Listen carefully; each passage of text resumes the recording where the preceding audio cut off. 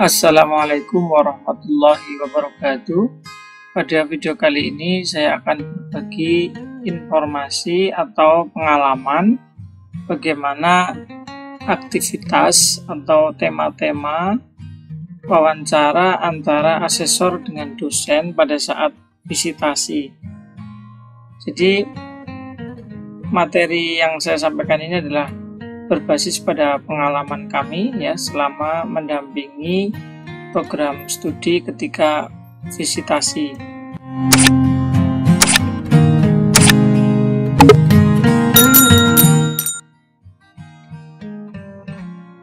Yang pertama biasanya ditanyakan kepada dosen adalah tentang pemahaman terhadap visi prodi ya.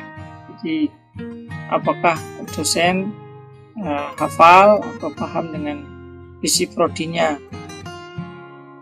Nah, ini dipakai untuk mengkonfirmasi ya, terkait dengan kriteria 1 ya tentang pemahaman visi prodi baik dari pihak mahasiswa ya, kemudian dari pendik, dan yang ketiga itu dari dosen itu dikonfirmasi pada saat wawancara ini ya. Berikutnya yang ditanyakan biasanya adalah jumlah SKS mengajarnya. Jumlah SKS mengajar, nanti ini juga akan disinkronkan dengan data-data pada kriteria 4 ya, atau SDM gitu ya, terkait dengan beban mengajar dosen atau EWMP.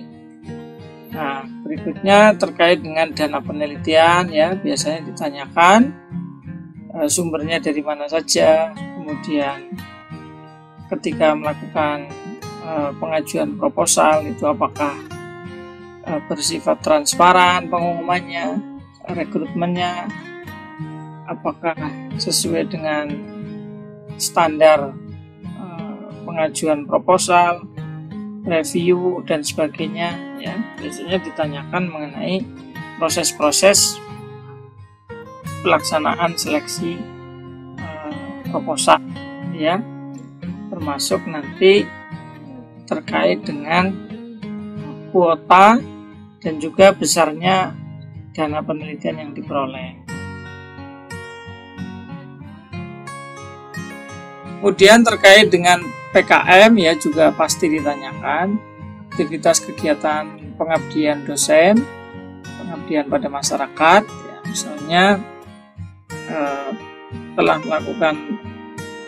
melakukan kegiatan pengabdian setiap tahun sekali ya, atau berapa kali ya, dan seterusnya, dengan siapa saja, di mana kegiatannya berupa apa.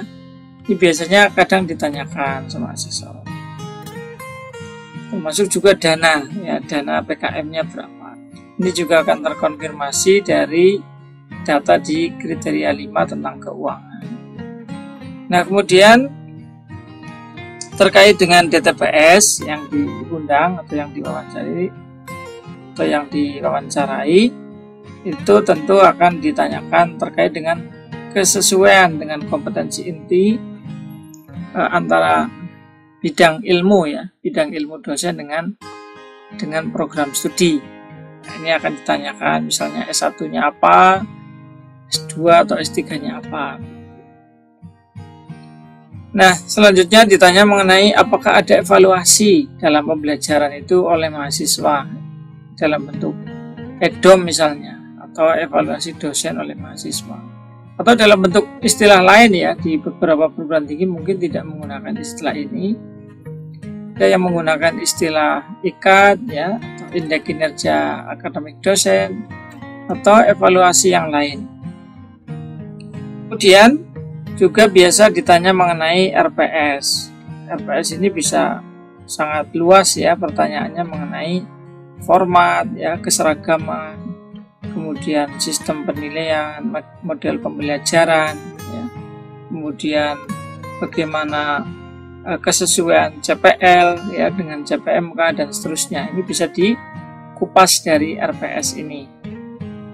Nah, selanjutnya biasanya juga ditanyai mengenai keterlibatan dalam kegiatan program studi. Apakah program studi memberikan kesempatan ya kepada dosen untuk terlibat dalam pengembangan prodi.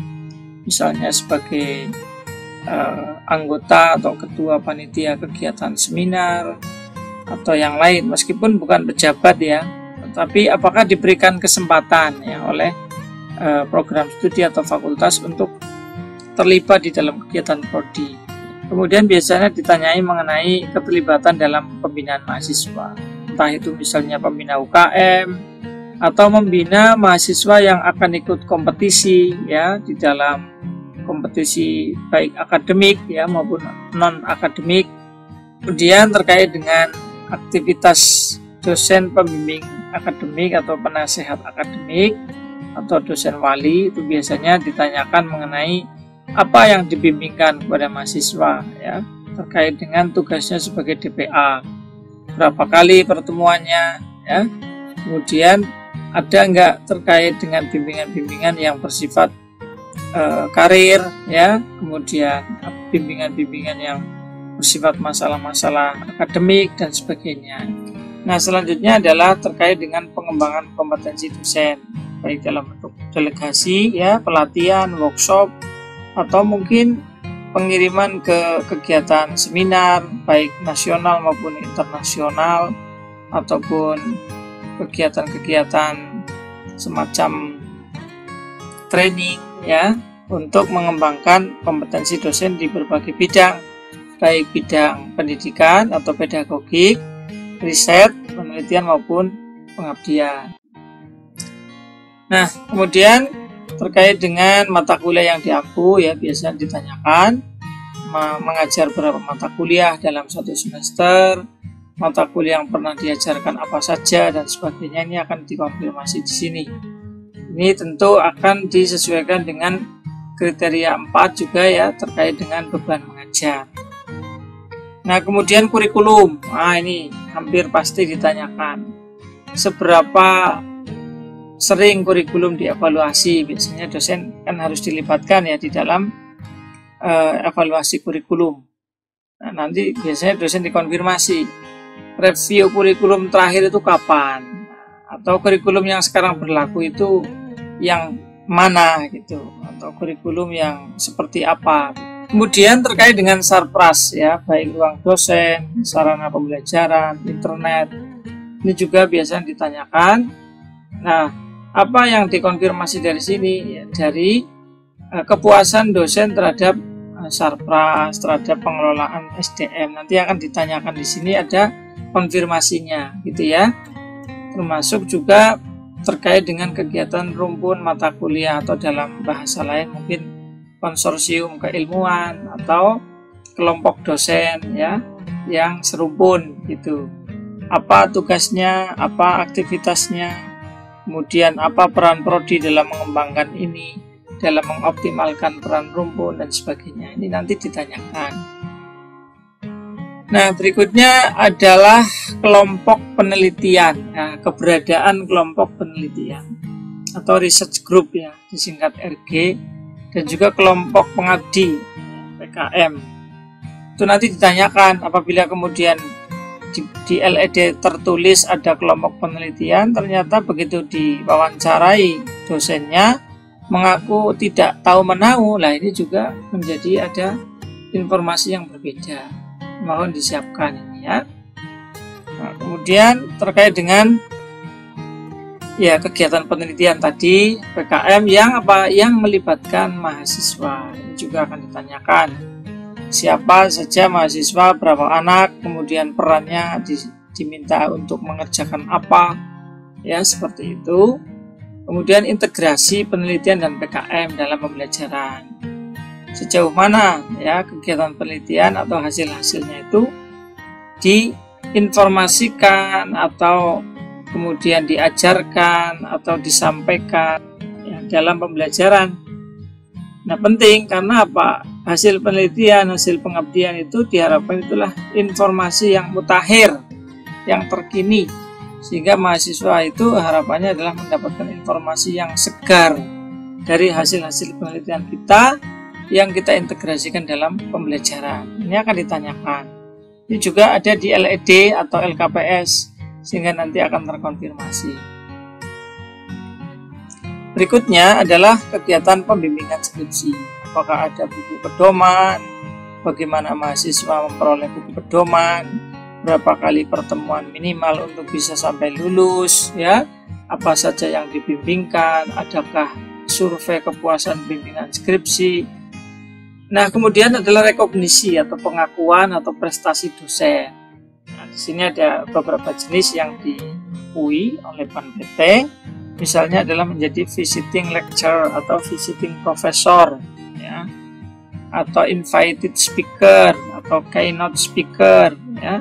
Ada juga misalnya menjadi narasumber, ya, menjadi staf ahli atau menjadi editor dari jurnal terakreditasi nasional maupun internasional bereputasi. Biasanya juga ditanyakan mengenai kegiatan perwalian atau kepenasehatan akademik, ya. Berapa kali ya kegiatannya di dalam satu semester, kemudian apa saja materi-materi yang didiskusikan di dalam kegiatan perwalian tersebut. Berikutnya terkait dengan luaran, ya, misalnya publikasi, ya, apakah dalam bentuk konferensi, ya, apakah dalam bentuk jurnal, apakah dalam bentuk tulisan di media massa, ini akan ditanyakan.